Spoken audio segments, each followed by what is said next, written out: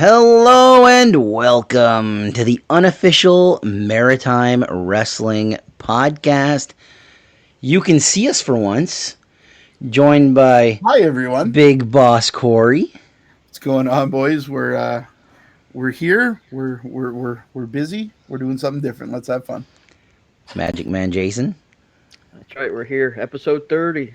Episode 30. Congratulations, everybody. But the star of the show, the man on the bottom, Mark the Mark. We did a little something to Mark, and we'll just let it play out.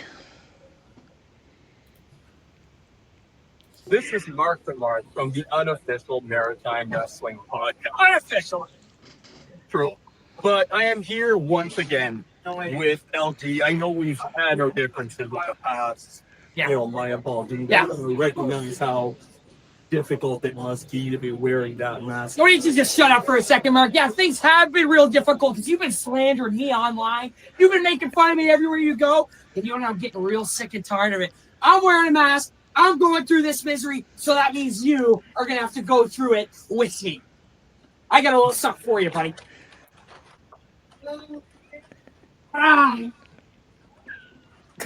You see this right here, folks, in the Maritime Wrestling Podcast? I look dumb, but guess who looks even dumber? I'll tell you something right now. I'm getting sick and tired of your tutti fruity stuff online. Why don't you shut your mouth? And the next time I see you, you better not take that bag off. You know what? This is improvement. This is the best you've ever looked in your life, man. I really think you can walk outside and get yourself your first girlfriend. How about that, buddy? Great time. Thanks for the interview. See you later.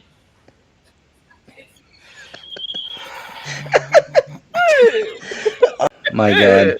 Let's share the thing. First of all, if you want to see that video in its completion without us there, skip to the end of this video. Corey, you'll put it in at the end if anybody wants to see the full screen.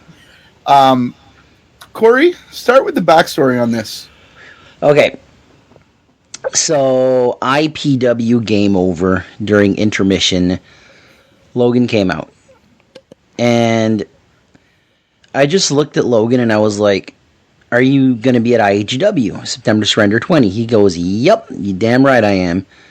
And I asked him, are you doing the mask gimmick? He's like, yes I am.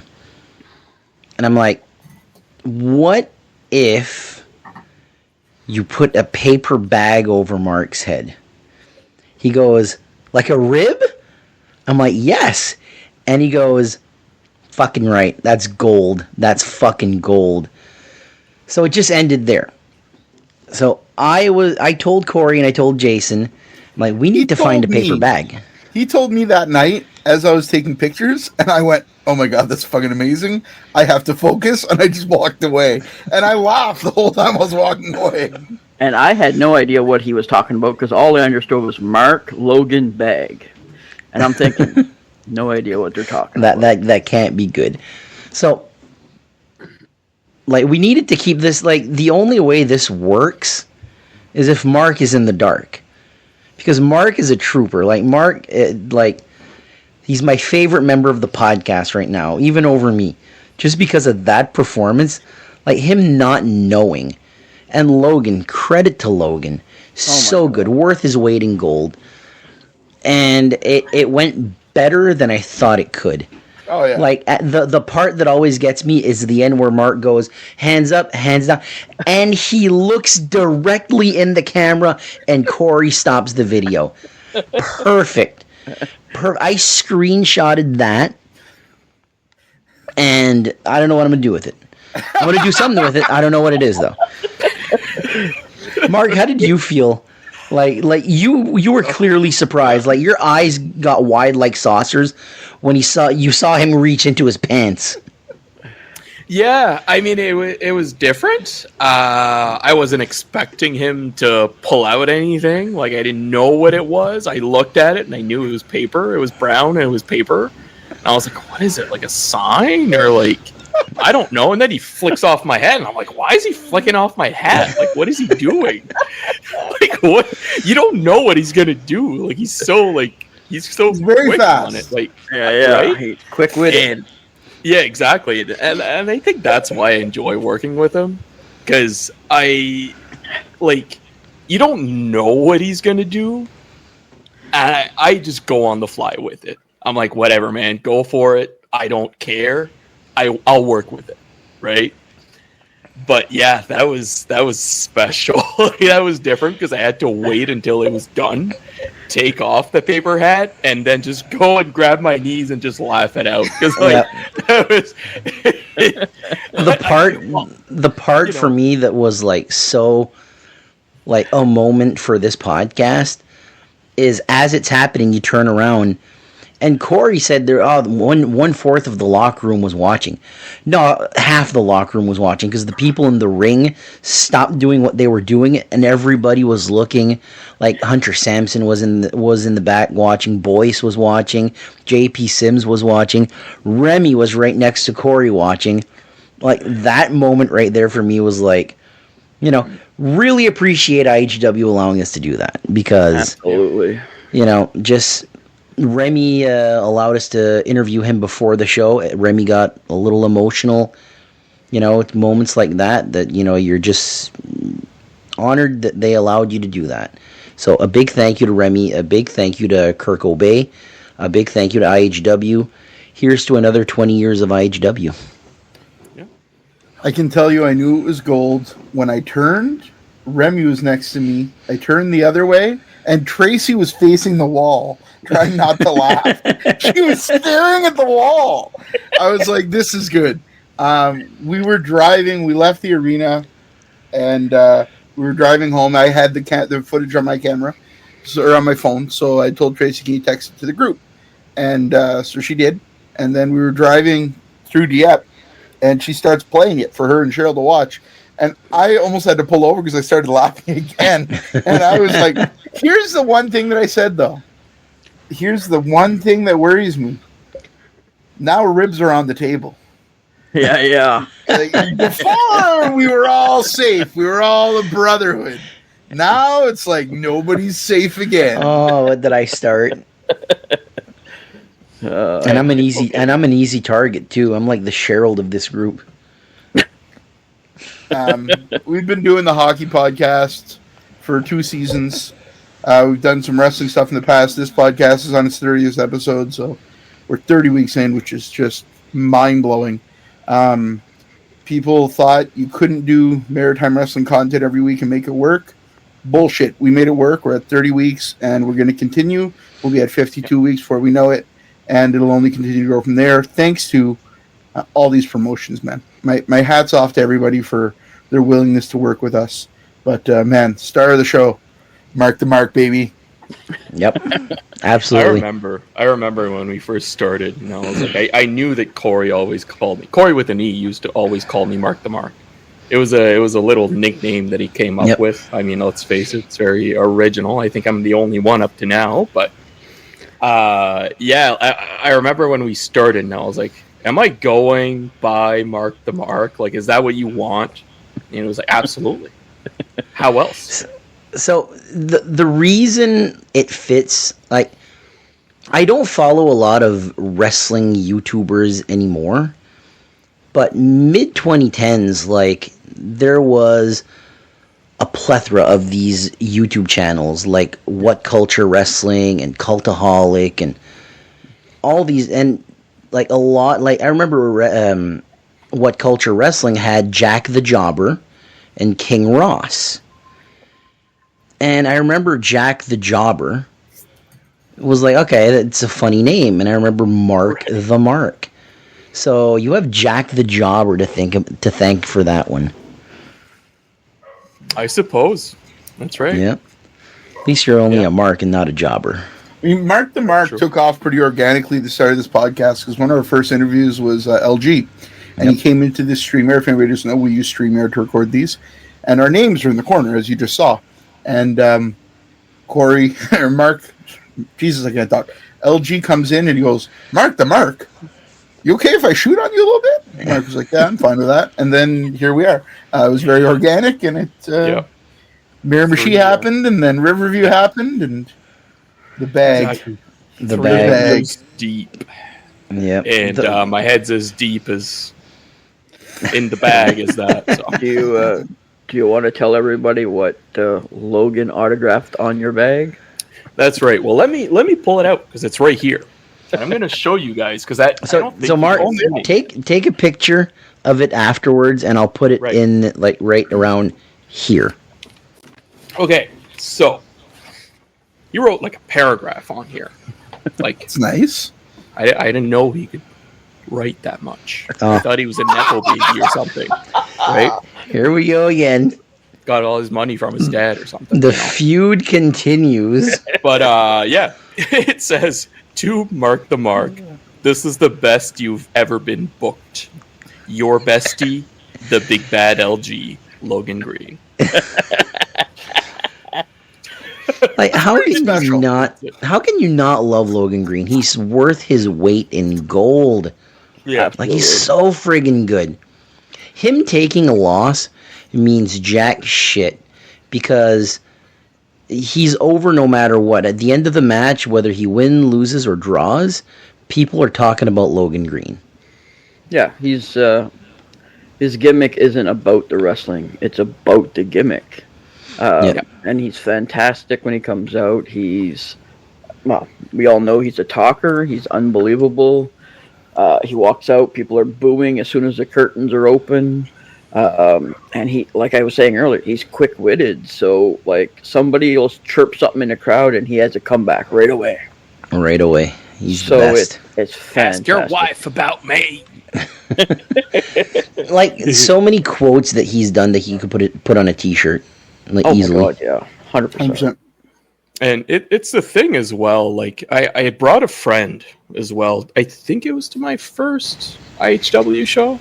Oh, yeah. I believe, anyway. Yes, it was. That's right, yes. And, we watched the show, and he was like, man, like, I've never been to a wrestling show before. And he was like, man, they're actually really, really good. Like, I thought it was going to be more of an amateur setting. But no, like, these are professionals. Like, they do this. They're trained. Right? It's not backyard wrestling, sorry. Background wrestling. yeah, my bad. But then like, it was the moment when LG showed up with Matt Chevron, I believe.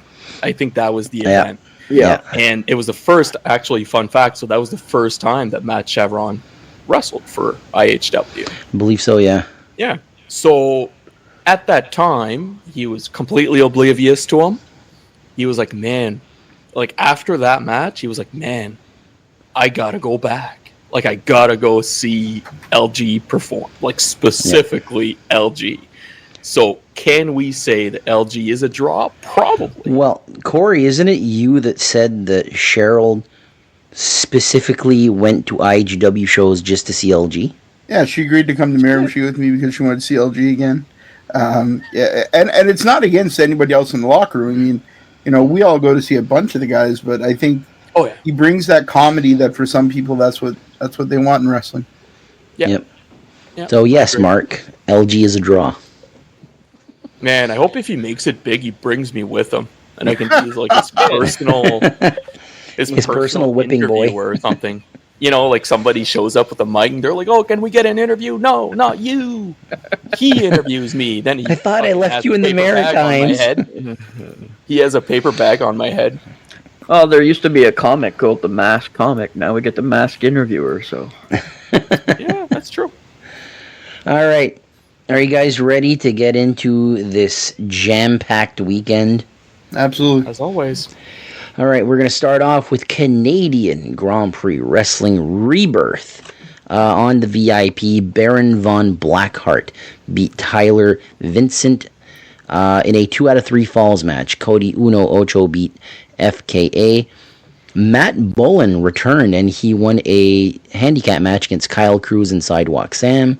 Question, real quick. So was this... So there was mention of a performer returning for this event, correct? So that is the wrestler that returned?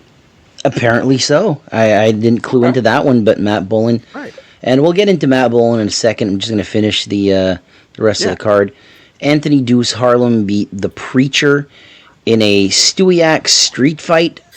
First Blood Brass Knuckles match. Riddick Stone beat Chaz Warpath Williams. So Riddick Stone and Williams had the First Blood Brass Knuckles match. I kind of lumped in for everything together there. My apologies. In the main event, Steve Arsenault beat Nick Teeth. Nick Teeth did put a beating on Joe Dunlap, hit him with the Swanton Bomb. Thank you to CGPW management for sending us the results. I also got the info that there was over 50 fans from the Annapolis Valley area that made the trip to Stewiacke. And that's like a 3-hour drive. That's awesome. So, the Annapolis Valley area, United was there, so they grew this like sort of following. That following there, and it's following Canadian Grand Prix Wrestling. This is really cool. Their next show is October 18th in Stewiacke again. Matt Bullen. Let's talk about Matt Bullen for a second. I haven't heard of him since the Wrestle Center days. He was one of their big stars there. Coming in and beating Kyle Cruz and Sidewalk Sam in a handicap match, they're clearly pushing him as a big star. That's cool. I mean, it's always nice and fun to see somebody make a return. Almost seems like 2025 has been the year of big returns. Yeah, I get that. A brass knuckles first blood match. That doesn't seem like a good time for Chaz Warpath Williams taking on Riddick Stone, and he has to beat you bloody. Yeah. Well, we won't participate in anything like that, but we'll watch it, right? No, you'd get blood on your bag. That's right. We can't have you. Oh my bloody God. bag. Might have to ask LG for a new one. I feel really uncomfortable with this conversation right now, Bloodbag. Nick Teeth is a babyface. Is that a first? Like, I know Sidewinder had been a babyface back in the past. Sidewinder's a huge face, yeah. But Nick Teeth as a babyface, is it something like... It's something different. Like, when we get to the IHW portion of this episode, Nick Teeth was a huge part of IHW. And he's in CGPW, not at September to Surrender. So it was a little shocking to see that, because we talked with BT Bobby Man, and he's like, I thought Nick would be here. Like, yeah, he's in CGPW. But yeah, like, for a first show, it was a success. Like, the crowd was there. Yeah, absolutely. And it was cool that it wasn't just all singles matches or all tag team matches. You know what I mean? You had a submission match as a VIP match, best 2 out of 3 falls, handicap match, a street fight match, a brass knuckles match, and then the main event singles match. So, to me, it looks like what they're aiming for, right? Yeah, a variety, 18+ show, and hey, good for them. That's a crowd that's not getting taken advantage of right now. Exactly. To me, variety is key when it comes to the Maritimes. There's a lot of Maritime promotion that it's PG-13. It's put on a show. How can you stand out? Because you got the big promotions, that just, they're not budging. Like your UCWs, your IHW, your CCWs, North Pros. These promotions aren't, like, budging. So how do you stand out from the rest of the pack? Well, and going non-PG is one way. IHW surprised me at their last show. I'm going to put it like that. At least for now. Yeah, I mean, everybody needs to try and find a way to carve their own little niche, right? Like you're saying, IHW is here to stay, CCW, UCW, East Coast Pro Wrestling, and Cape Breton. They're all stables at this point. So if another promotion is starting up, they have to find a way to carve their own little niche in order to stand out and get people to show up. So, seems like Canadian Grand Prix is doing that. So wish them all the best. Absolutely. We will move on to Wrestling in Windsor. What a card this was. A big thank you to Roland and Julie for sending us the results. And Wrestle Tapes. That's the name, right? Yep. Wrestle Tapes. Go subscribe to Wrestle Tapes. Go check out their Facebook. That's Roland. He's gathered quite the catalog of wrestling matches throughout the years. And he's putting them online. And, we usually share his stuff. So if you see Wrestle Tapes, that's Roland. Go give it a like. Go give it a share. Go give it a comment. Go give it a kiss. He even shared one of my favorite matches of all time, TDT versus Sabotage. So good. Love it. Such a good match. Watch it. Yeah. Please do. Yeah, so wrestling in Windsor, Mayafa beat Alex Robbins. Sidewalk Sam beat FKA. Wildman, Gary Williams, one of my all-time favorites. He teamed up with Highlander Robbie McAllister, and they beat Deuce and Varga. I had heard that Franco Varga wasn't going to be there, so I guess he made the trip anyway. Cheeseburger beat Lincoln Steen. I did not stutter there. Cheeseburger beat Lincoln Steen. Channing Decker beat JP Sims. Wesley Pipes defeated Kyle Cruz. And in the main event, Cody Uno Ocho beat Baba Thunder. Thunder, yeah. Mm-hmm. So in WWE, he was Baba Tunde, right? The only Baba that matters to me is Baba Booey. I'm just putting it out there. Not Giant Baba? Baba, yeah, fine, Giant Baba too. Goddamn, you got me. You got me. So this is to me the names that stand out. Like obviously Baba Thunder, he was like a WWE guy, and Highlander Robbie was a WWE guy. I'm looking at Gary Williams here. I'm looking at Cheeseburger. I'm looking at Channing Decker. Like Channing Decker back in the Maritimes, to me, it hits me right in the feels. That's post-pandemic North Pro to me. Oh, 100%. And I think this is the second time he's wrestled Wrestling Windsor this year. Yeah. So yeah, it's pretty cool. But yeah, a lot of good names on this card. Varga, Robbie and Gary, you know what I mean? Like Lincoln's celebrating his 25th year in the business this year. Pipes is closing in on 20 years. JP Sims is at his almost at his 20-year mark. So it's it's crazy. It was and they started off with two newcomers as well. Mayafa and Alex Robbins are two up-and-comers. One, I believe Mayafa is a Samoan, if I'm not mistaken. Yeah, he is. Both of them are wrestling out of St. John at the moment. So, it's cool to see that the fresh talent that's coming up is getting opportunities, especially sharing locker rooms with this much veterans and talent. It must be fantastic for them to take notes, and it's got to be great. Absolutely. Yeah. Hell of a great show. Heard nothing but positive for that show. We got two big North Bro shows. The first one... Just a moment there, cowboy. I have a couple of fun facts, and there's one of them that you are going to enjoy. I doubt I will. So, where's your bag? Where's my bag? Yeah, that face, I lost it. I left it home. I left it home. Anyway, fun fact number one. Petit brought an extra one, eh? One of those masks. Jesus. So what's your facts? So yes, you were correct that he was known as Babatunde with the WWE, but he was also known as Dabakato. Dabakato, that's Commander right. Aziz, that's right. Aziz. So I think he might be best known under Aziz because he was on the main roster. He was with Uha Nation. What's his name? Cruz. Apollo Cruz. Apollo Cruz, yeah. Yeah, I remember him as Uha Nation, yeah. Yeah, it was the bodyguard. And so the fun fact here that you are really, really going to enjoy is that he had played for the Minnesota Vikings in the 2015 preseason. Him and Brock Lesnar both. Yeah. Did you guys see that Vikings-Bengals game a couple days ago? 48-10, the Vikings won. Yes, I did see that. Jesus, I wasn't watching. I was in bed, but every time I get a notification, it's like touchdown, touchdown, touchdown. What's going on?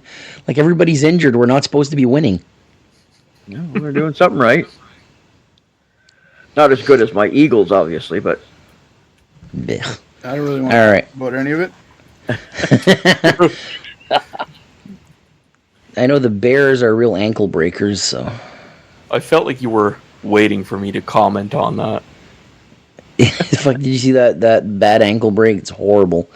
So North Pro last Friday, the results for that are Dawson James beating Parkside in the VIP, Guerrero Saya beating Benoit Gravel, the Durnings Dick and Dryce beating the Hateful Dead, Rudy Lockhart beating Chip Chambers, Jason Boa, and Joey White, Ronnie Payne beating Chantel, a shocker there. Hollywood Cole and some guy beating Matt Connors and some guy. So Hollywood Cole with Robert Moncton beat Connors with, what was the guy's name again? Capitaine Acadie. Capitaine Acadie. Capitaine Acadie, that's fucking hilarious. Well, do you know who General Moncton is? Well, no. Of course. Yeah. General Moncton is the guy that founded Moncton. He was a soldier. Less than desirable human being. Yes, so exactly. the reason why they were named as such is because General Moncton obviously was a general in the British Army at the time, while Capitaine Acadie is, Capitaine Acadie. Yeah, it's like Acadie Man, but more captain-like. Bobby Boyette beat Sebi and Pete LeBlanc. And in the main event, in the main event for the North Pro title, Giant Orion beat Kobe Christ in what Corey described the best singles match he's seen in North Pro in years. So not in years, but in a damn long time. So first match, Parkside and Dawson. Dawson looks really good. Parkside's phenomenal. It was a good match, too good to be an opener, I would argue. And I think that the crowd suffered a little bit from that. Like the VIP was really, really good. So in turn, that hurts in the long run, just because the crowd got really fatigued. Second match of the night was Corey. Can you remind me again? Guerrero Saya and Benoit Gravel. So Guerrero chopped the living shit out of Gravel. Like when I'm talking, like it was brutal. It looks so painful. There's so many times where Gravel just like stared at the ground, or like you could tell. After the match, Gravel came and sat, in the Titan Bar where there's like that bench by the bar. Yep. Yeah. That's where all the guys went and pretty much sat. Gravel was there most of the night. So was a couple other guys. But I went over and talked to Gravel, and I was like, man, great match. Like I'm just always impressed by Benoit.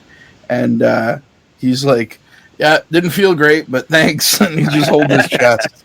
It was a hell of a hard hitter match. Then the Durnings versus the Hateful Dead. Match of the night for Connor Smith, our friend from the BSHL podcast. He loved this match, and I don't think he recovered from it, financially or emotionally.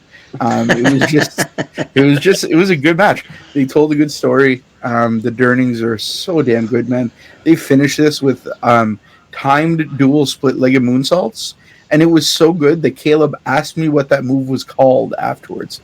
He's like, what do you call that move? And I'm like, what move? He's like, what they just won with. It was dual split-legged moonsaults. It was so damn well timed, too. Like, I'm telling you, they landed within a split second of each other. For the 1-2-3, big win for the Durnings. Big match for the Hateful Dead, though. You're in there with Dick fucking Durning and a kid that's going to end up being a star in the Maritimes with Grice. Probably beyond the Maritimes, to be honest with you. This kid's got amazing potential. Then we got into the main card after that. Corey, can you remind me of the order of the matches on the main card? Yes, sir. The next match was Rudy Lockhart winning a fatal four-way. Oh my god. Okay, so I just want to shout out Dryce Durning after the match. Anybody that's listening to this, if you don't know Connor Cook, you're lying to yourself. Everybody knows Connor Cook. Connor's also my cousin, good friend of ours, better podcaster than any one of us.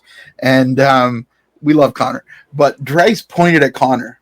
And then he posed the second time, he pointed at Connor again. And my sister's like, Connor, he's pointing at you. And Connor just like was looking around, looking at Dick. I don't know. But yeah, huge props to Dryce, man. Came over, high five Connor, like stuff like that, man. That's why I love maritime wrestling. I love the maritime wrestling scene because wrestlers are just so chill, so generous, and stuff like that matters, man. It matters a lot, and it means a lot. So Especially as a 15-year-old. Yeah, that kid's wise beyond his years, man. I love him. So and so talented, so damn talented. No idea where he gets that from, though. Yeah, must be his mother. Yeah, anyway, it was just a good match. Like I said, Connor was just wild about it. Connor Smith. So then we get into the 4-way. If I'm going to critique the 4-way for anything, it's that it was a little too short.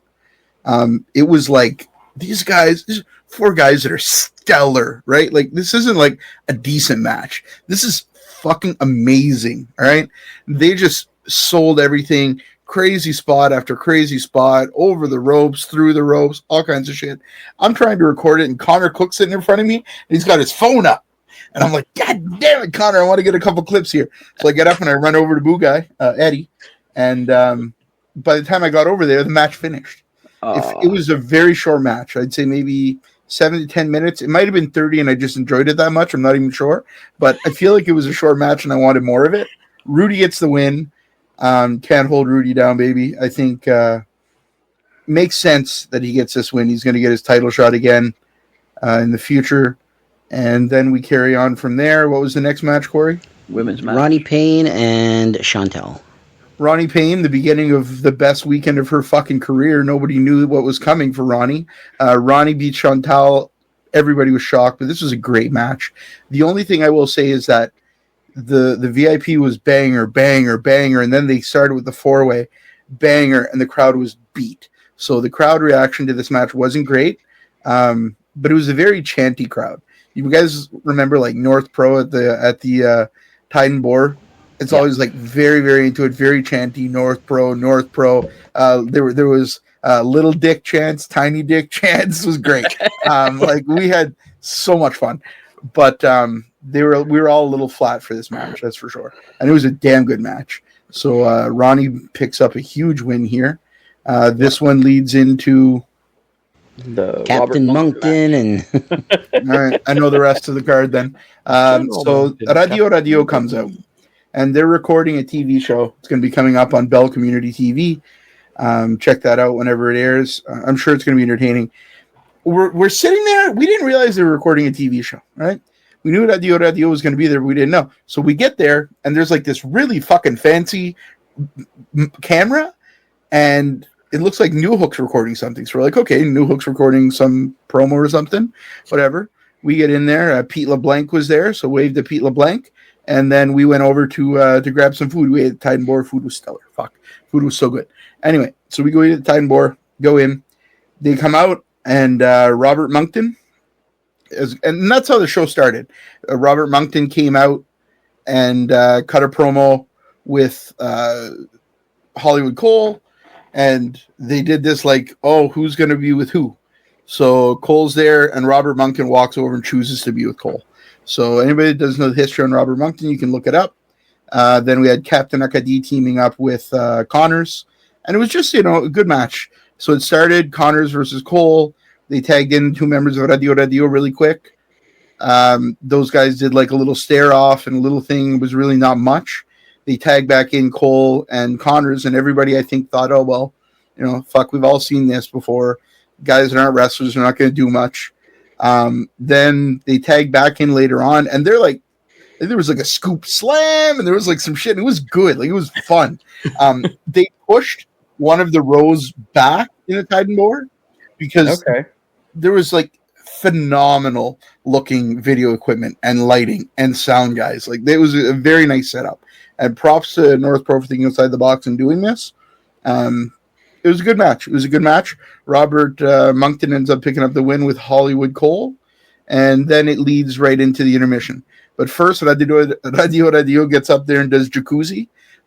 Mark, you definitely know Jacuzzi. Jason, you're nodding your head. You know Jacuzzi? Absolutely. Or you've never heard of Jacuzzi in your goddamn life. I don't know what that is now. You should. Anyway, Tracy's English, and she loves this fucking song. She only knows it's a song. It's a song. Yeah, it's a song. There's only 3 French songs that Tracy knows. CB Buddy by 1755. Yeah. 9-piece luggage set by Radio, and Jacuzzi by Radio. So they start doing Jacuzzi. Tracy's next to me, just getting into it, man. And then I look over, and Connor's in front of me, and Connor's just getting down too, baby. So it was fun. We had a blast. Then they went into the intermission. It was perfect timed intermission. Got to chat with some of the guys. We played a prank on Connor Cook, which was pretty evil. Oh my god! You told me about this one. I told you about it. I haven't heard about it. But Yeah, Caleb's. I will say Caleb's a fuckhead, and I'm no better. I encouraged it. So Caleb's idea. Connor goes to get his pictures taken with guys as always. Went over. He was having a chat with Alex and Jesse refs, and just such a good crew there, man. Such good people, and they're chatting with Connor and Cheryl, and everybody wants to get their picture taken with Connor. So it's awesome, but he's super distracted. So Caleb looks at his WWE belt and he goes, "Huh." He looks at me and he goes, "I should hide that." And I'm like, "Dude, like," I'm like, "Don't do that." And I'm like, "But do that." Like, yes, do it, but don't do that. I'm like, "Don't do that." And I'm nodding my head yes. And Tracy's next to me, and Tracy, of course, has a conscience, and she's a piece of shit. And she's like, "Guys, don't do that to poor Connor." And I'm like, "Oh, yeah, do it." So Caleb takes it and tucks it under the ring. And Connor comes back like 5 minutes later, got his pictures and everything. We're talking to him. And he's not noticing that his belt's not there. So I couldn't let it go on too long because I just love Connor. And I was like, "Connor, did you forget your belt over there?" And he goes, "No." And he looks next to him and it's not there. And his eyes get big. And Caleb immediately goes, "Nah, just kidding, man." And he goes and he gets the belt. Connor was pissed. It was great. But yeah, little rib on Connor Cook. Mark wasn't the only podcaster getting ribbed this weekend is what I'm saying. After that, we got into it was a triple threat match. Pete LeBlanc versus Sebi versus Bobby Boyette. Am I correct on that? Yep. So starts off the match. Sebi comes out to the biggest fucking pop of his career, I think. Like, you remember when Jugs came out and like didn't expect everybody to Jugs up for him? Mm-hmm. That happened to Sebi this show. Oh my god, that's awesome. I think everybody knew him. I think a lot of North Pro fans are smart marks at the end of the day. And they watch a lot of YouTube. They know what's going on in the Maritimes. This is not your CCW crowd. This is not your IHW crowd. And everybody was marking for Sebi. Sebi's got the bubble gun. When he comes out through the curtains, and he told me that at IHW, he was like, "When I came through the curtain, there was so many bubbles, I didn't know what to do." Like, there was bubbles everywhere, man. So he gets in, and he's like, "Ah!" If you know Sebi, you know what he's doing. Weird fucking sounds. He's just Sebi. And I loved it. It was a great match. Sebi, Boyette, get in. They start having this, like, battle for the bubble machine, and the bottle pops out. And soap pours in the ring, and then Jesse's the ref, and he's like, got a towel, and he's trying to stomp the soap out so it's not slippery as shit for everybody. But they just had a great match, man. Like, Bobby can tell a story, and I just love the way that he wrestles. Sebi's so much better than he fucking picked up Bobby on his shoulders. It's like Sebi's a beast, man. Sebi's like another Thad Howard, not just because they're both hairy beasts. But very similar wrestling styles, too. And this was a fantastic match. Pete kept up. Credit to Pete. He doesn't have the most experience, but he's been doing this for long enough now that he's in there with two vets. And it ended up being a good match. I think Bobby took the win. Am I right? Yep. Bobby gets the win. Good match. Then we get to the main event. And when I tell you, they got me. They got me. These motherfuckers got me again, and I love them for it. There's nothing better when you're at a wrestling show and they get you. So I'm watching, and, normal match. Covey's got the crowd, though. Like, the crowd's Covey. And I think even Covey was surprised by the amount of support he was getting. And I don't know what that means for Orion. Great heel. I don't know. People wanted to see Covey win this match, though. And they're behind him. Orion ends up like unscrewing one of the turnbuckles, takes it, goes to hit. I don't remember what it was. I'm sure I put it in the chat. Goes to hit Covey. Something happened where somebody interfered or grabbed it, or I don't know. And then somebody comes out with a hoodie, and it's Chip Chambers. And Chip Chambers turns heel in Northborough. And I was so mad because that's what it was. Chip came out and grabbed the thing from Orion to stop Orion from smacking. So actually, it was the other way around. Is Rudy came out Rudy. and grabbed the ropes Yes, so thank Orion God. wouldn't hit Covey. Yep, And grabbed the then ropes Chip. to Orion. Yep, and then Chip came out and turned on Rudy. Right. And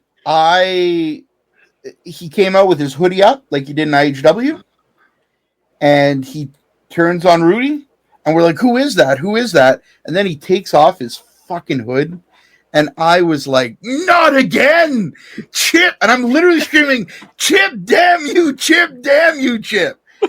And there's nothing better. You guys witnessed it in Riverview that time, but like when you're into it, and you're invested, and you're not ready for that turn. So now we're seeing heel Chip Chambers in North Pro. He's making us live some emotions, right, this year. Oh my God! And Chip's just—I would argue that Chip is currently peaking. Like, this is the best he's ever going to get. Agreed. He's had so many amazing matches this year, and the storytelling, his entrance.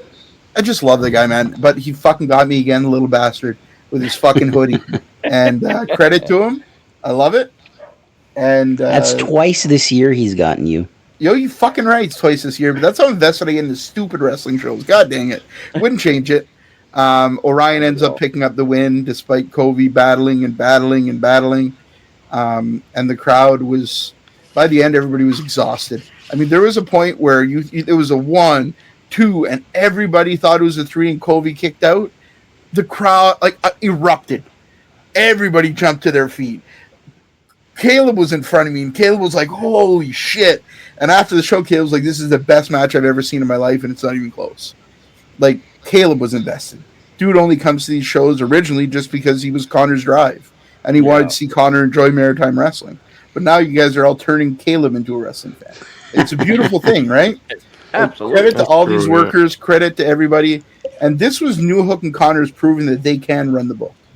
They can run a wrestling show. This was the best show from the Sabotage North Pro era, and it's not fucking close, in my opinion. I didn't see the St. John shows, although I have seen some of the video.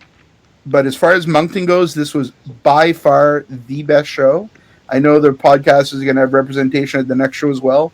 We need to, because, man, what a show. Absolutely. I hate the Titan Boar. Fuck the Titan Boar. Fuck the Titan Boar bathroom. Fuck parking at the Titan Boar. I hate the Titan Boar. I love wrestling shows at the Titan Boar, those cocksuckers. It's so small and intimate, and it's the fans that are there that don't get to Riverview. I'll piss with my head ducked down. I'll smack my head on the ceiling 3 times. Just keep bringing me to the Titan Boar, and I'll suck it up and be a big boy. Christ. I really don't like that venue, but man, I love that crowd. Love that crowd. Yeah. There's nostalgia there, too. Oh, yeah. Because that was like the main arena. And it's like people that go to CCW. Mary, the blood, the bottle spot. Well, it's like people that go to CCW to that Fredericton arena. It's nostalgic to them because that's what, like, post-pandemic, we were at home for how long? Yeah. You know, and wrestling is really what brought us back to, like, something special. You know, and it was the Titan Boar for us. We didn't miss a North Pro show. I didn't miss a North Pro show from 2020 to 2024. And 2025, I've yet to see one. But come October, I'll be done work. And you bet your bottom dollar I'm going to be there. But we're not done with North Pro yet. They had a show on Sunday.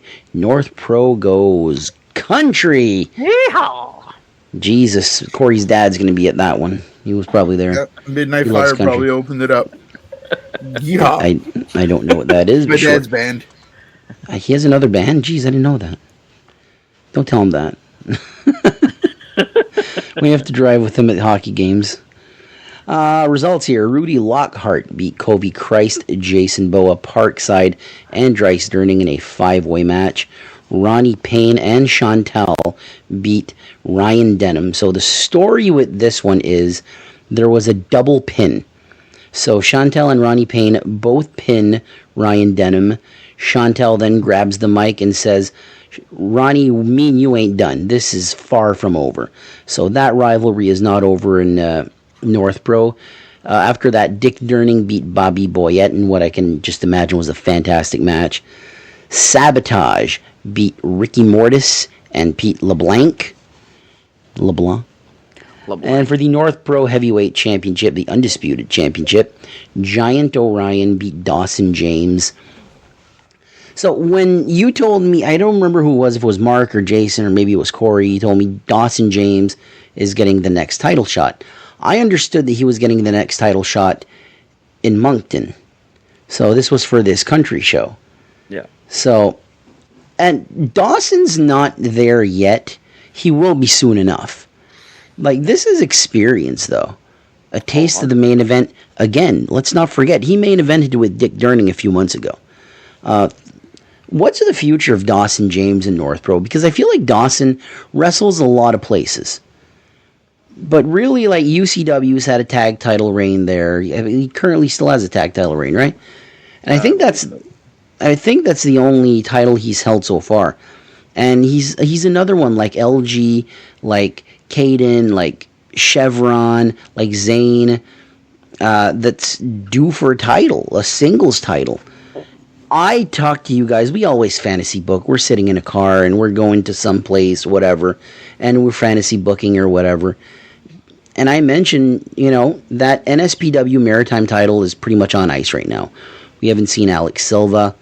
What if the belt becomes vacant and Dawson James is the one to hold that title? I think he'd run with that thing. He'd make that thing, shine like it's never shined before. Because Silva's in demand. Let's be honest, Alex Silva is in demand. So coming to Moncton to defend that title might not be, available. So taking the belt away from him, putting it on someone like Dawson James. Like, Dawson James is one of those guys that's he's almost there. He's almost there. It's so close.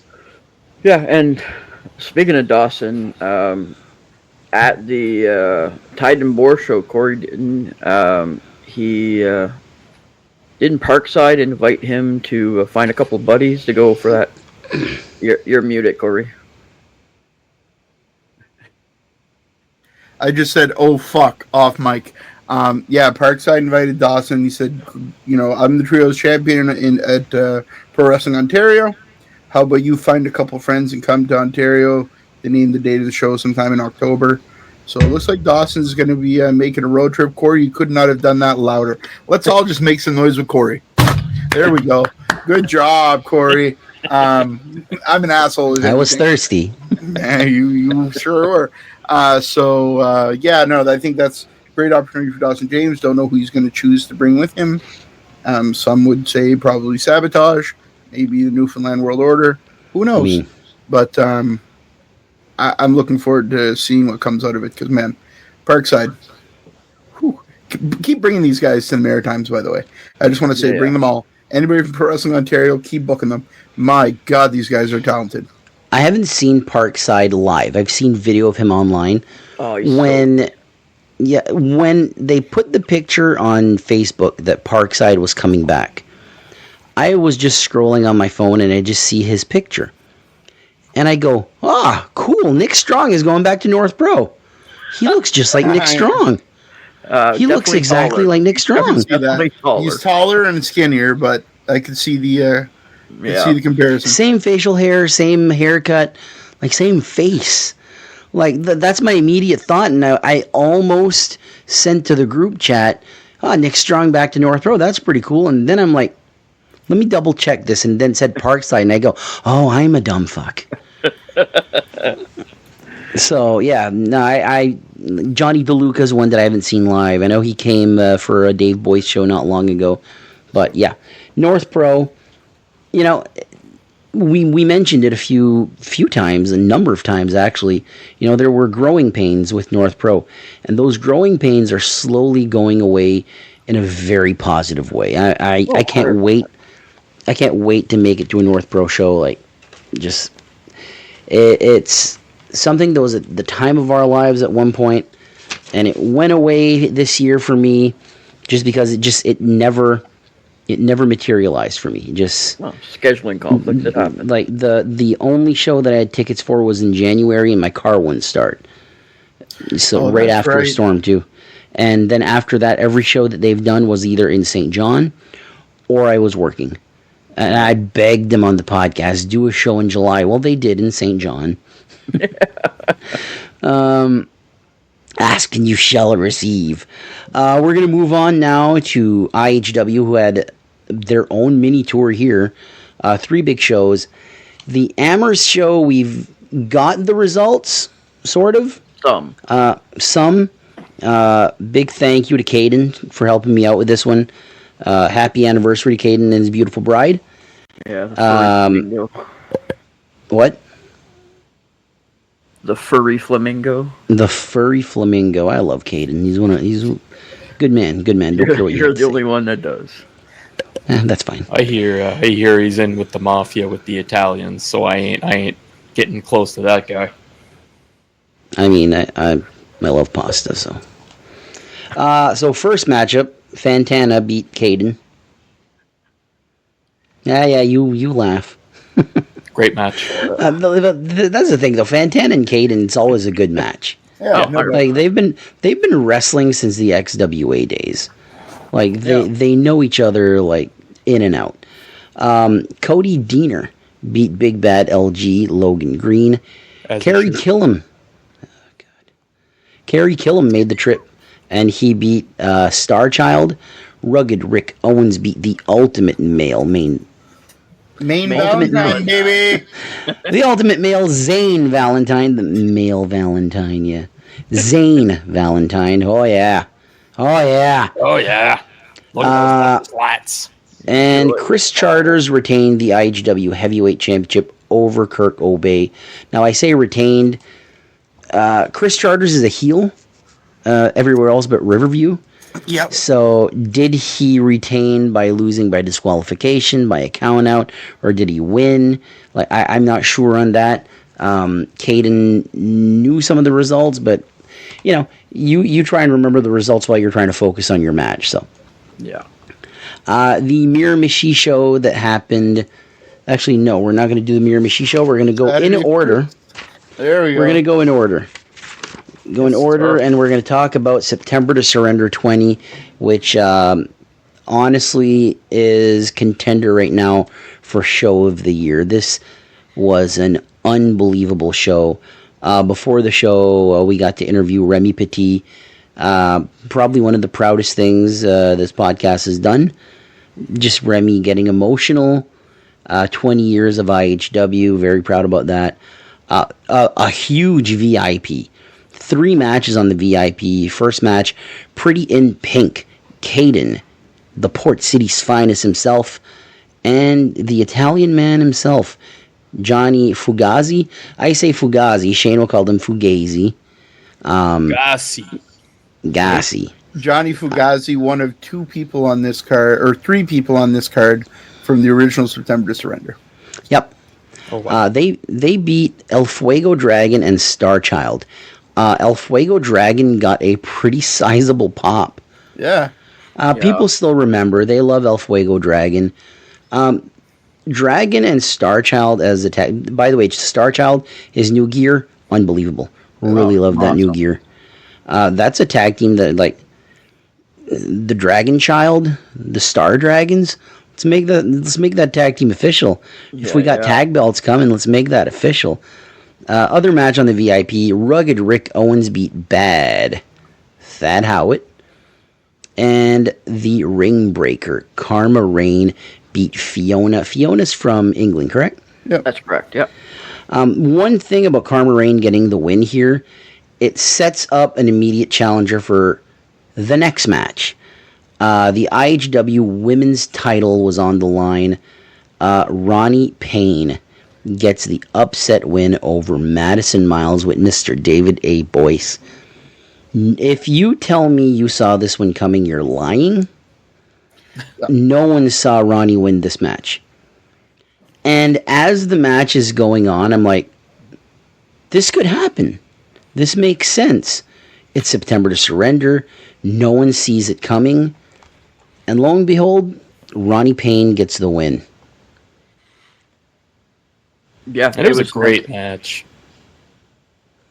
Yeah, it was fantastic. I can't say I wasn't shocked like you mentioned, but Ronnie's been at it just a little over 2 years now, and man, she's come a long way. Woo. Yep. And she deserves it. She's gonna be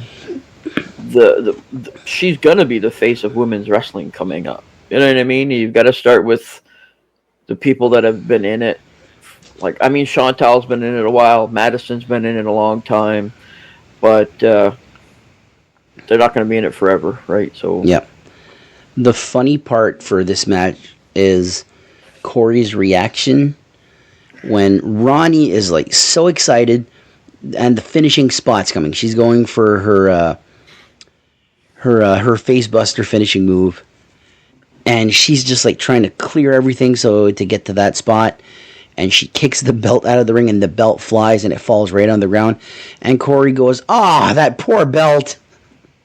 And I thought to myself, that's something I would have said because I'm the belt mark. I like belts. What can I tell you? as long as you don't legs. Well, exactly. And I like belts, and I don't think they're just props. The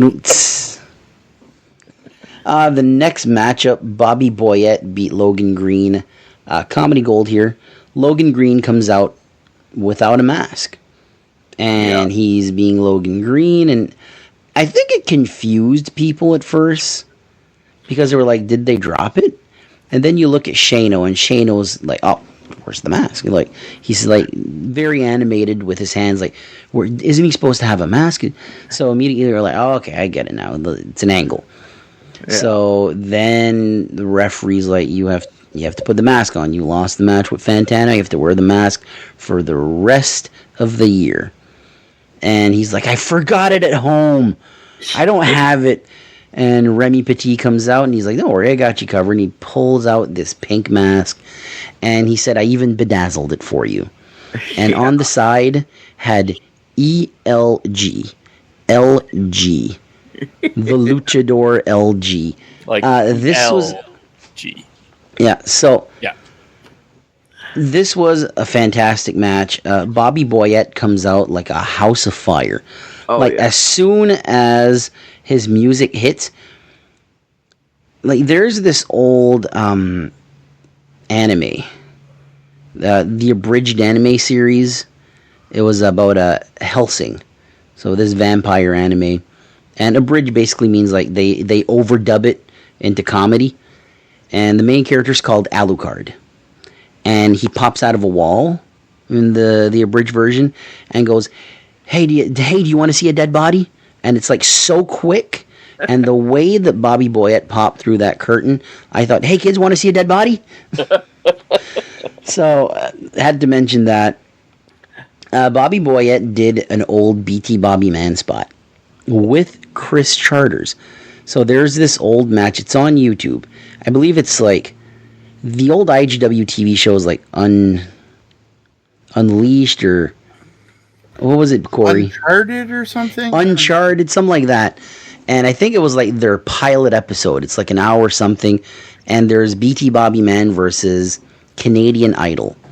And BT does the test of strength and stomps on his foot, but spins the mask around. So Bobby Boyette does that to LG and then hits him with his big ending finishing move. Unstoppable. That's what it was. So it's like just LG. LG did not win one match this weekend, and he's one of the wrestlers. Well, he's one of the wrestlers that's the most talked about. Yep. Everybody I've talked about the shows. LG. The guy's so friggin' over. Yeah, LG's a good brand, man. Electronics. Yeah, absolutely. Oh, you're a fucking dick. You got the cord. I have a dishwasher. I have a fridge. I have a TV. Oh, we're talking about LG the wrestler. My bad. Sorry. Okay. He's gonna staple that back to your head next time he sees you. I'll bring the staple gun, LG. But yeah. A fantastic match. I can't say enough good things about these two. Next matchup was a number one contenders match for the IHW Honor Championship. So, absent from this show was Kirk Obey and Hollywood Cole.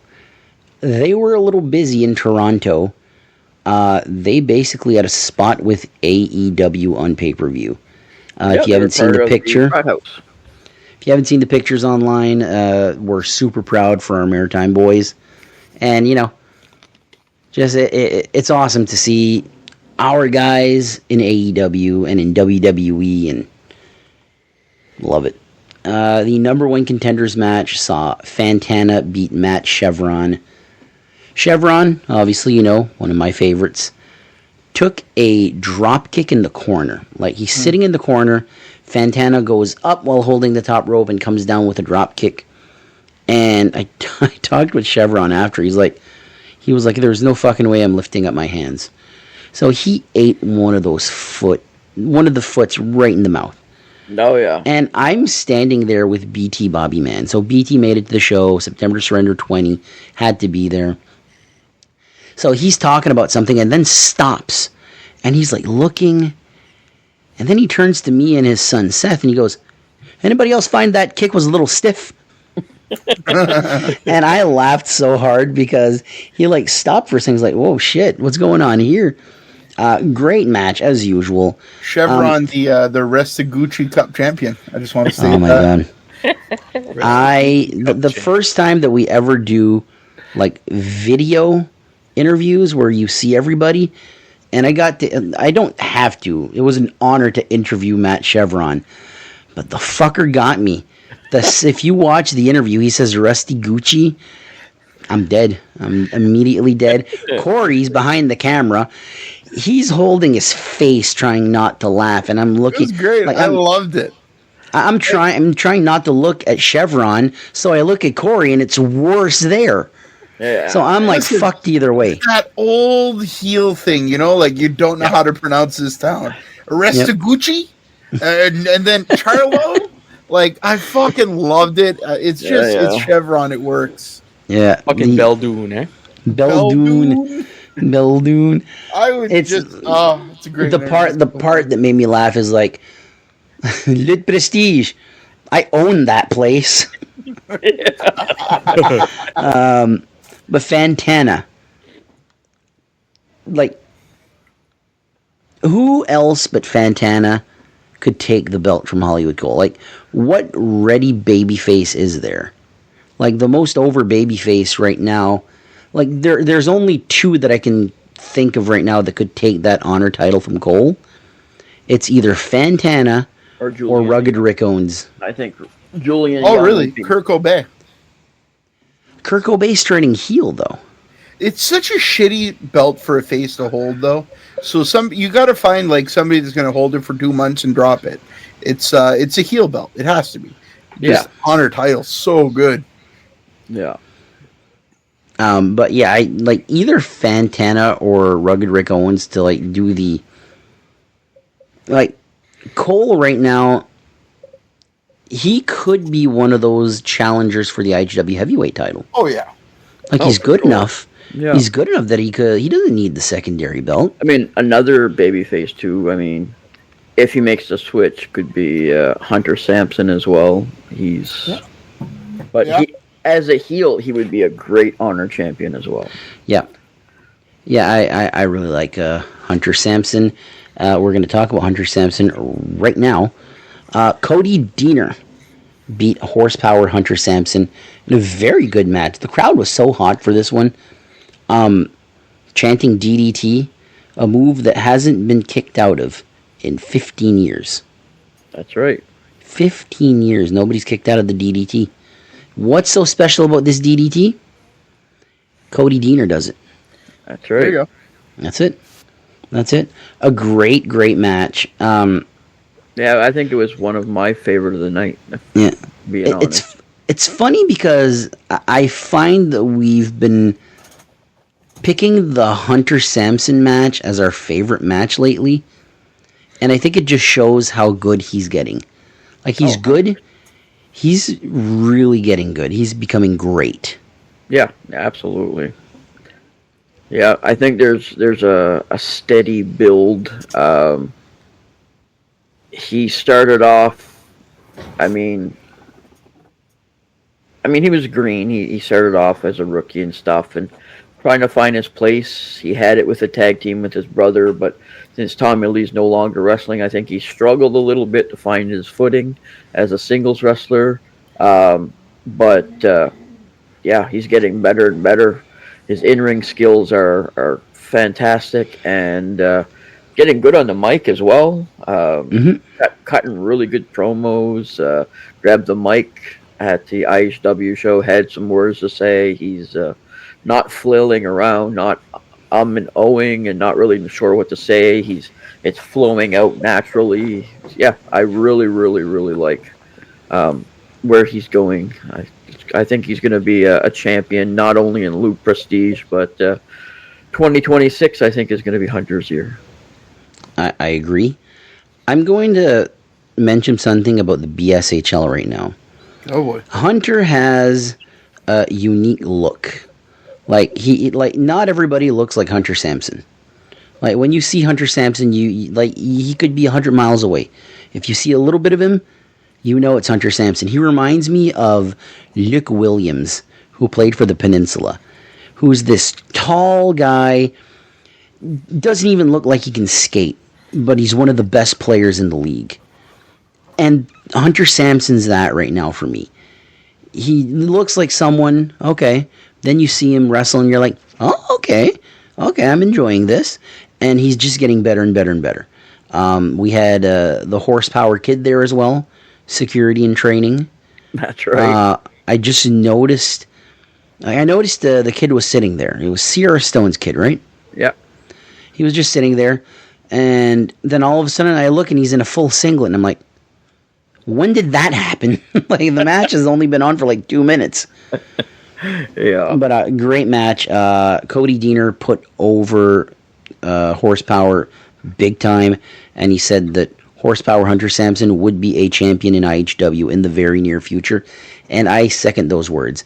Horsepower Hunter Sampson he's a diamond in the rough in the Maritimes. 100%. The next matchup saw one of my favorite tag teams right now. I really enjoy this tag team. The Hateful Dead. The Mauler James Manning and the Ghost Ricky Mortis. They beat the Perfect Storm, Julian Young, and Ryan Storm by DQ. So they shot a little angle before where Julian's putting over former IHW guys. He mentioned Titus. He mentioned BT Bobby Mann. BT had already left. He didn't even get to hear that. Put over Serge Doucette, that sadly passed away a number of months ago. Robbie Ellis, who also passed away. All of a sudden, we just hear maybe a second of a note from some song, and the Hateful Dead comes out.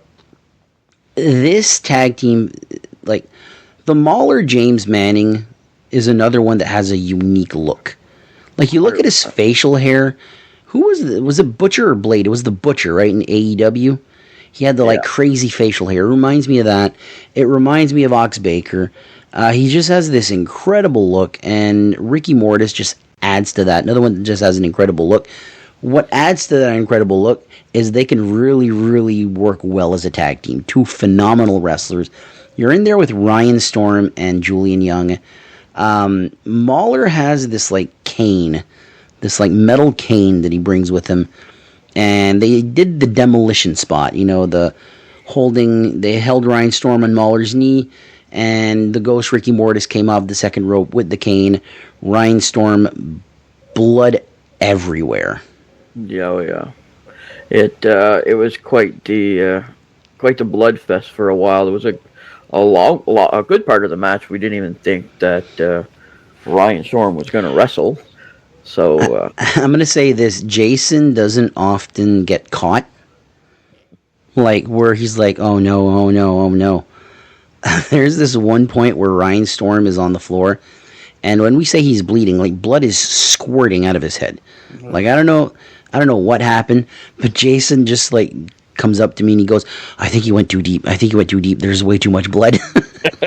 Yeah. Well, security guards walking around with paper towels trying to wipe the blood up off the floor. So Tracy's next to me, dry heaving, watching the security guard with no gloves on, trying to clean it up. And I was like, Tracy, watch the match. Don't look. Watch the match. If I haven't watch the match.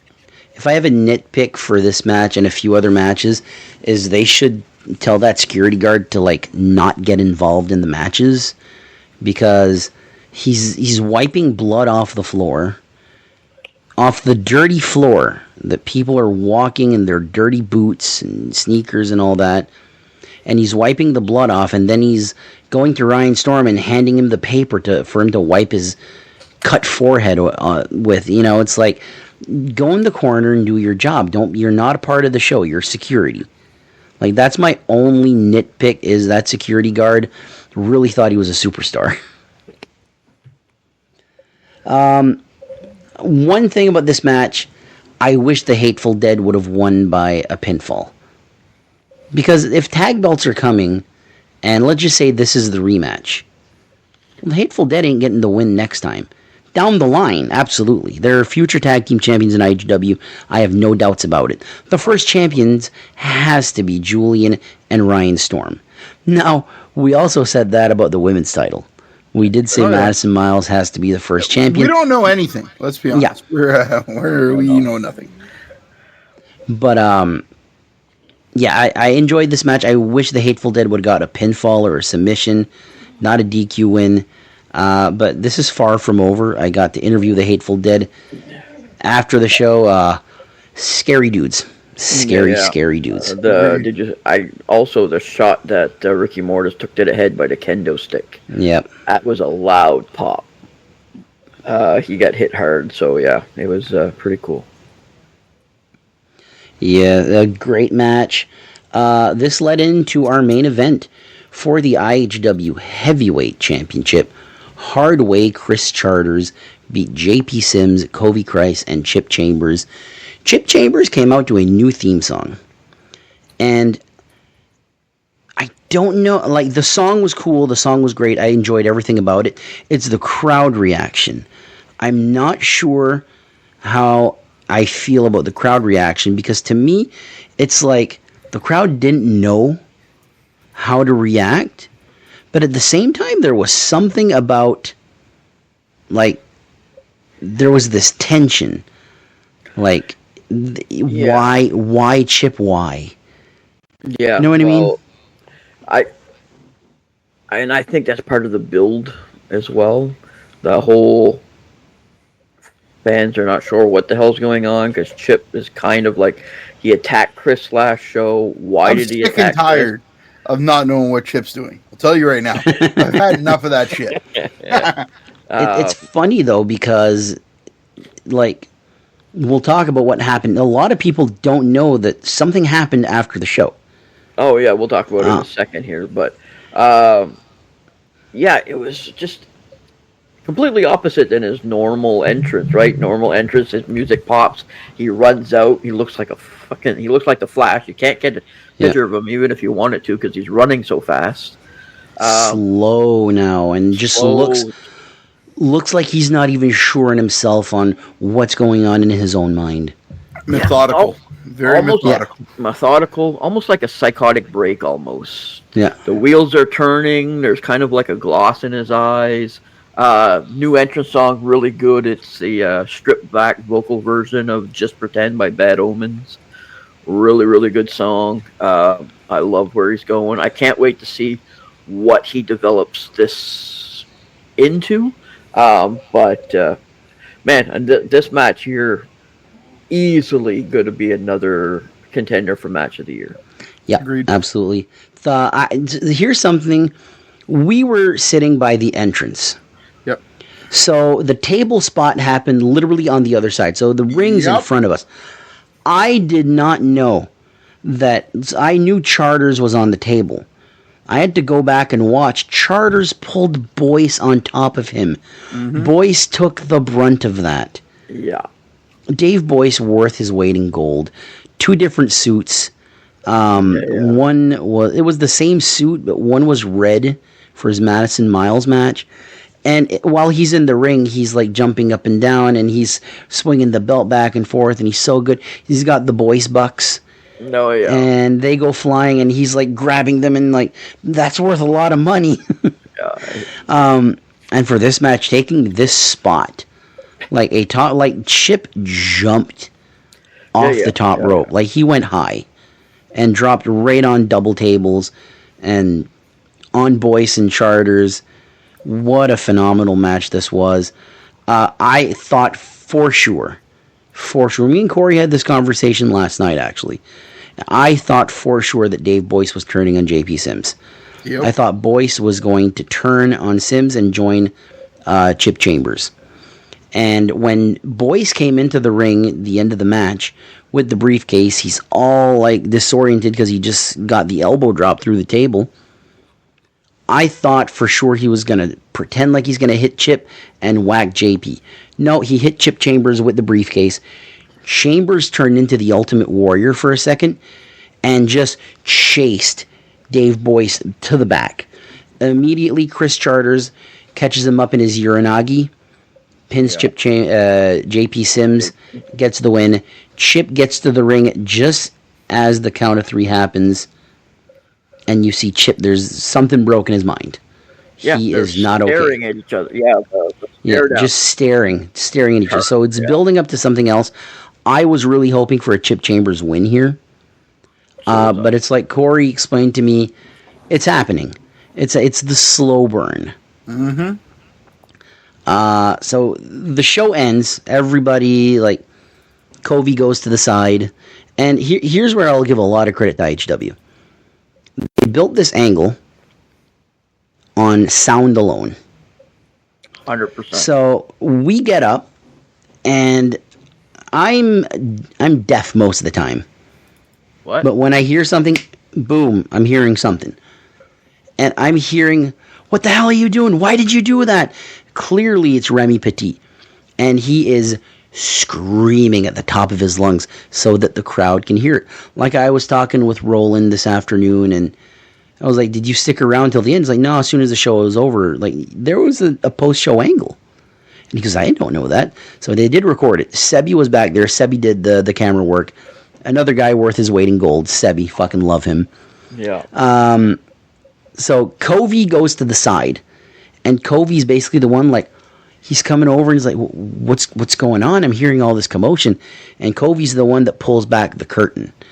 And there's Chris Charters laid out on the ground. The referees, Alex Scott, Alex Harris, Jesse, Sharky, they're all lifting up Chris Charters and bringing him to the locker room. And you're hearing Remy, get referees now, like he's in panic mode. Yeah. And Covey's there to pull the curtain back. Like, everything was done perfectly. And we don't know what it is. It's what happened. Like, how bad was it? Why did you do this? You know? Because to me, I think of the Beast of Acadie. And there was this big storyline happening pre-pandemic between the Beast of Acadie and Chip Chambers. And they had one match and went nowhere. Chip took some time off. And Remy, he came back, but, eventually he retired. This is almost like a follow-up to that, where it's like he had to face the Beast of Acadie, and it's like everything ties in. Maybe I'm looking too much into this, but that's how much I'm a fucking wrestling fan.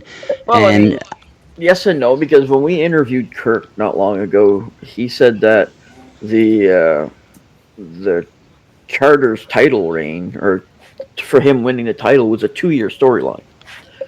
So these guys are really planning out their stories, right? Yeah, absolutely. So I enjoy it. I love it. I love the way that they're not just giving you something quickly. They're making sure that the crowd gets involved and they get attracted to the product.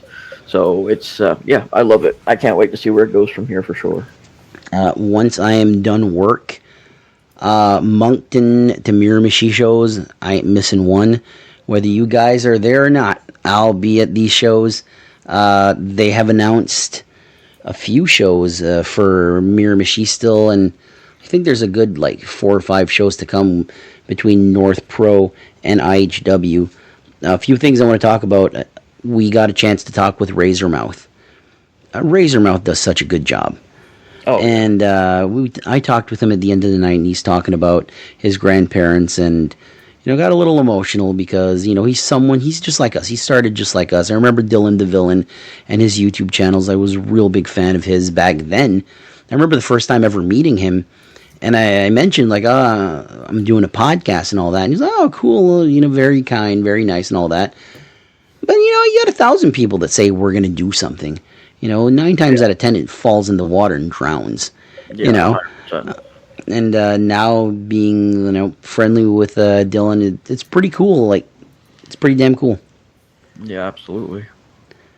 So that was basically our weekend. Actually, we have one more show, right? I was going to say, you missed a show there. Jeez, there was a lot of shows this weekend. Where is that? Right here. So we're going to go through this quick because we are already an hour and 20 minutes in. The IHW Miramichi results. Julian Young beating Johnny Fugazi. The Alberta Clipper Matt Chevron beat Rugged Rick Owens.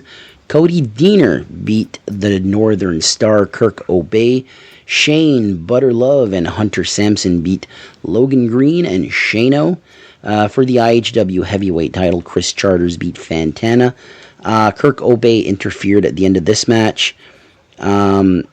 Caused the distraction. Charters grabbed the title, hit Fantana in the face with it, gets the win.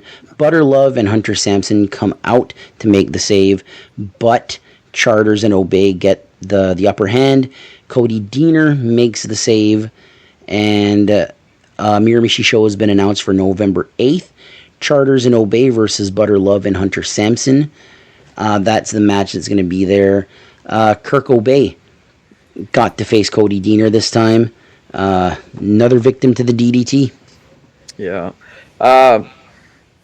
What an experience these guys have had. Absolutely. Absolutely. Hunter, Kirk, LG all getting to face Cody Diener. I can just imagine the amount of stuff they learned. I know that Cody Diener also put on a seminar clinic as well this week. And there was a whole bunch of wrestlers that came in to take that. I was talking to referee Alex Scott that was also in attendance for that seminar. And he says there was so much good information that he got 4 pages of notes from that seminar. Crazy. So, yeah, I mean, it's going to up everybody's game. I can't wait to see how they implement the stuff that they learned and go from there. But what a weekend for IHW, my God. For someone like Alex Scott, so young, just turned 18 years old. He's doing the referee thing right now. I remember him in North Pro just being like just a plant. Yep. And taking these bumps. Like, this kid knows how to bump. I really can't wait till he starts working and, So that's the future looks bright, that's for sure. Yeah, the future looks bright for sure. 7 big shows. Next weekend, not as many, but still pretty packed. Yep. Next weekend on the 26th, we've got Loot Prestige, Brawl at Elma Hall 8. The only match that I've seen announced so far is the Loot Prestige Championship match. Logan Green is taking on Hunter Sampson for that championship. You smell that? Got a new I champion? smell a title change. Also on the card, NBWA Heavyweight Champion Nick Strong, the Tag Team Champions Ace Dynasty, Shane Butterlove, Patrick O'Neill. The Ultimate Male Zane Valentine. Oh, yeah. Rugged Rick Owens, the Alberta Clipper Matt Chevron. He owns that town. That's right. He owns it. Larry Horowitz, Stormy Hale, and the Furry Flamingo Caden will be there as well. Port City's finest. So that's Loot Prestige on the 26th. The 27th, which is Saturday, has 2 shows. We've got Red Rock Wrestling. It's the Cornwall Corn Fest. Du Bidand. Festival du Bidand, goalies! So they've had a few matches announced for this one. They've got a singles match, Bradford Gillis versus Ethan Knight again. They've got a feud going on, been a few matches now. Tag team match, Andre Mayet and Voorhees versus the Forsaken, Kirk Obey and Chris Starters. They've got a triple threat match, Thad Howitt versus Narcissus Saint versus Lincoln Steen. light heavyweight championship match. Rudy Lockhart is going to try and defend his belt against Hollywood Cole. I think that's going to be a fantastic match. And then the Red Rock Wrestling Championship match, Chris Cook is going to try and defend it against Cody Uno Ocho.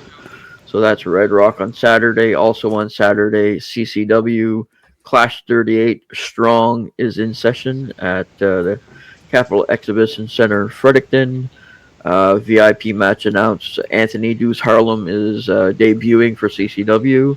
Love that. He's going to be taking on returning CCW wrestler Benoit Gravel, so that'll be a great match. Hopefully he won't get chopped as hard as he did with Seiya. Dear Lord, impossible. Also singles match.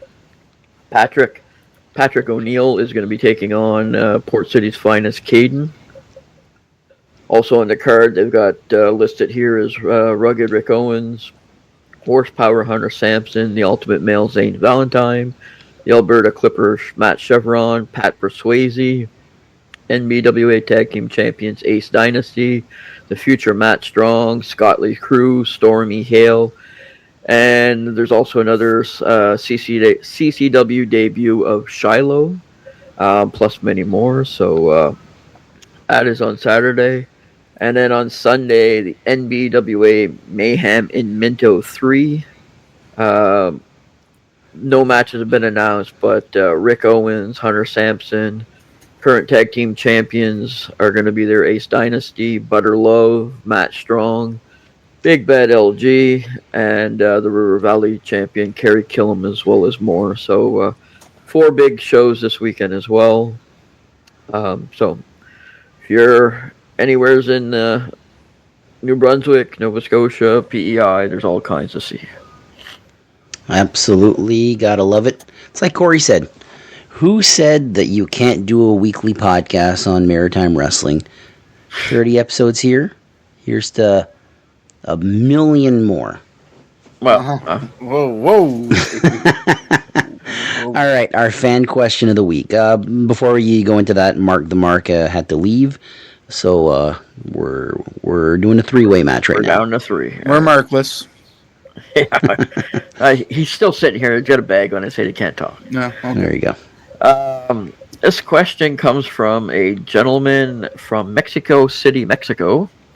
Fernando Castillo wants to know which wrestler from outside of the region had the biggest impact on the Maritimes when they toured there. First off, muchas gracias, amigo, for the question. I speak Spanish. For me, that's a loaded question because there's a lot. Yeah. There's a lot of guys. I look at, and I wasn't around to see Macho Man Randy Savage and Leaping Lanny Poffo and all these guys. There's a few names that pop up in my head, and I'm still struggling. As we're talking right here, I'm struggling on who I want. One more time, or are you ready to go? I'm ready to go. I got 2 names, one current, one past. I'm going to shed more light on one than the other. My honorable mention, I should say, is the Natural Bobby Roode. The Natural Bobby Roode was a regular, but he's from Ontario. And, for Real Action Wrestling, for Grand Prix Wrestling, for Atlantic Coast Wrestling, he was the big star. I still think of that New Scott interview where Cowboy Mike Hughes is like, maybe it would be a good idea to put your first champion be the Natural Bobby Roode, because he's going places. Yeah. Exactly. The guy I'm going to pick, though, is Hardcore Channing Decker. North Pro probably does not get as big as it does without Channing Decker and Dick Durning. That rivalry was unreal. Was it paused at some times? Yes. Pandemic. PCO. But Channing Decker really, I don't know, it made the Maritimes feel legit. So my pick is Channing Decker. I'm going a little bit older than that, just a sprinkle. My pick is somebody that brought Gates no matter where he went. And he toured all around North America, all around the world. My pick is still somebody you see posters posted of every now and then online. Jean Ferré. Andre the Giant. Jean Ferré had some great tours here in the Maritimes. He drew huge gates. Without those gates, wrestling probably doesn't get to where it gets to in that time. So before Andre made it to WWE, he was wrestling all over Canada, all over the United States. And he had many times in these territories. And I've seen posters of him at the Halifax Forum, in Moncton at the Moncton Stadium. For me, I'm going Jean Ferré. Andre the Giant. Yeah, well, thanks a lot, Corey. And Corey, those were my two picks as well. Bastard. Sorry about that. But I mean, as an older guy on the podcast, like back in the day, like a lot of the guys that came through for Atlantic Grand Prix Wrestling were guys from the outside. I mean, you had your handful of guys that were local, the Cormier brothers, you know what I mean? Stomp and Paul Peller, they were all local. You had the Spoiler, all local, but you had a lot of guys that were coming from the outside, like Bulldog Bob Brown was a regular here. He toured here all the time. He was a really big heel here. You had guys that come through, like you mentioned earlier. You had the Poffos. You had, you know what I mean, a bunch of guys. You had the Stomper Archie Goldie that came through here. You know what I mean? So there was a lot of those guys back in the day, but to me, like one of the biggest, probably, I mean, he is local, but he lived away for a long time, is No Class Bobby Bass. 100%.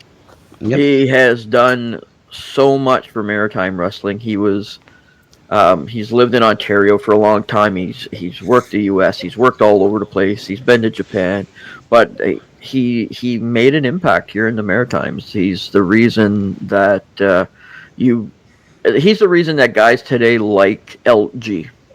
Yeah. Because, you know what I mean?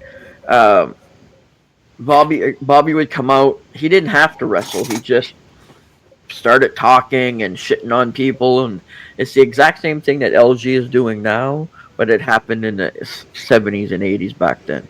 So it's the same type of gimmick. It's just, you know what I mean? And if it wasn't for guys like Bobby Bass, especially here in the Maritimes, you wouldn't get guys like LG. So, yeah, he'd be my pick. No Class Bobby Bass.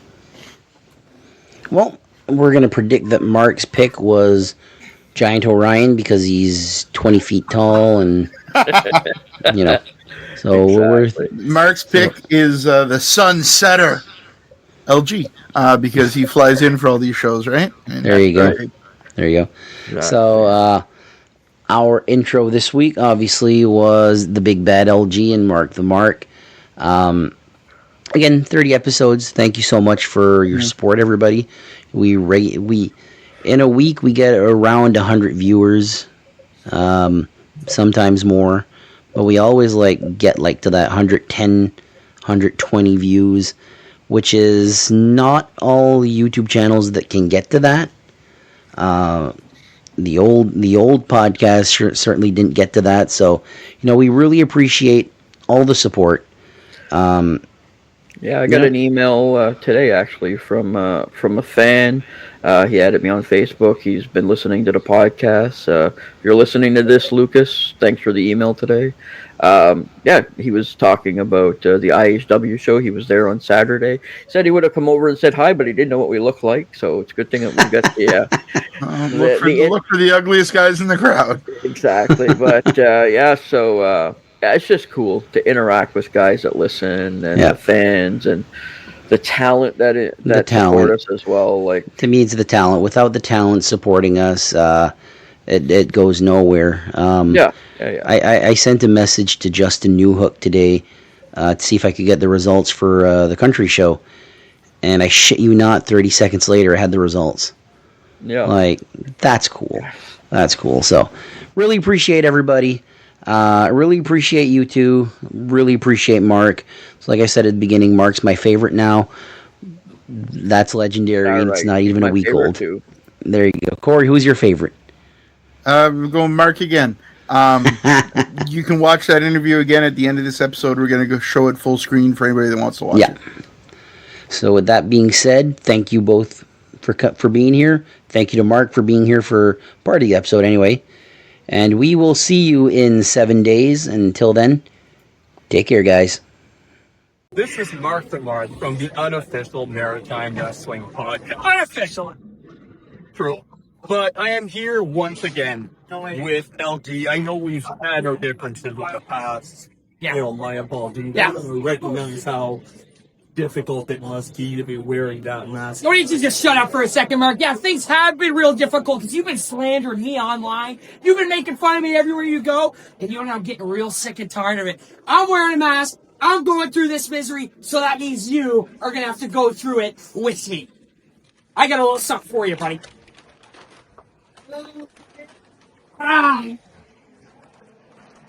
You see this right here, folks, in the Maritime Wrestling Podcast? I look dumb, but guess who looks even dumber? I'll tell you something right now. I'm getting sick and tired of your tutti fruity stuff online. Why don't you shut your mouth? And the next time I see you, you better not take that bag off. You know what? This is improvement. This is the best you've ever looked in your life, Mark. I really think you could walk outside and get yourself your first girlfriend. How about that, buddy? Great time. Thanks for the interview. See you later. Thanks for tuning in to the Unofficial Maritime Wrestling Podcast. We drop new episodes every Wednesday at 6 p.m. Atlantic Time, so make sure to join us each week. You can find us on Facebook and Instagram, and also listen to the episodes and interviews on all your favorite podcast platforms, like Spotify, Apple Podcasts, and more. And if you want to support us even further, grab one of our t-shirts over at Pro Wrestling Tees. Just scan the QR code to get yours. Until next time, thanks for listening and supporting Maritime Wrestling.